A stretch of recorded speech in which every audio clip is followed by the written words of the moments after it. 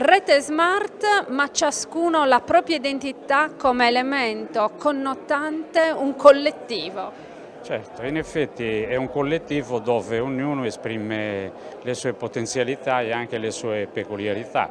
Ognuno propone il pacchetto dove in effetti opera e questo diciamo che le diversità poi accrescono anche il potenziale della rete, perché ognuno mette a disposizione sia le sue professionalità, le sue capacità, ma anche tutto il know-how che ha sviluppato in questi anni di esperienze.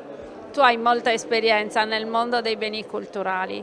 Cosa manca e su cosa dobbiamo ancora lavorare? Ma io penso che dobbiamo lavorare parecchio sulla qualità e sulla consapevolezza anche di essere capaci di fare rete, di fare gruppo.